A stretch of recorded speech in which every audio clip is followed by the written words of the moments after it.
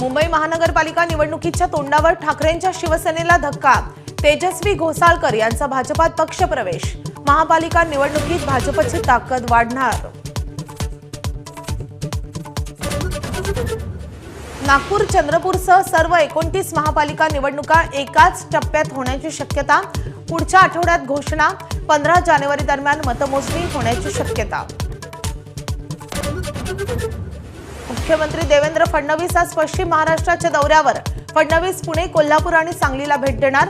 विविध विकास कामांचं उद्घाटन करणार।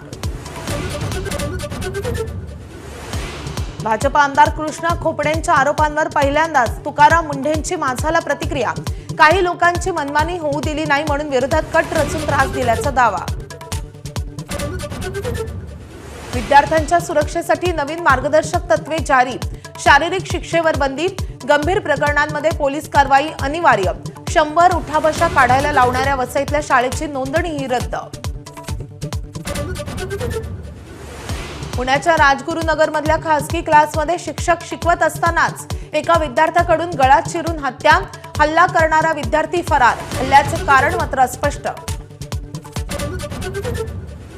दाट धुक्यामुळे दिल्ली विमानतळावरील विमानसेवा विस्कळीत। एकूण 250 विमानं उशिरानं। प्रवाशांना प्रचंड मनस्ताप।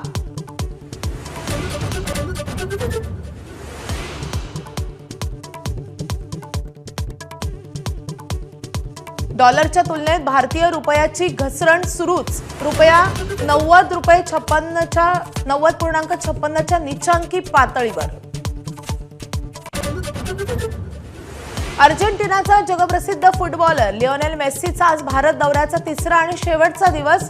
दिल्लीत मीट अँड ग्रीट कार्यक्रमामध्ये होणार सहभागी। अधिवेशन काळातच पंतप्रधान मोदींचा आजपासून 3 देशांच्या परदेश दौरा। जॉर्डन, इथिओपिया आणि ओमानला भेट देणार। तर राहुल गांधींचा जर्मनी दौरा।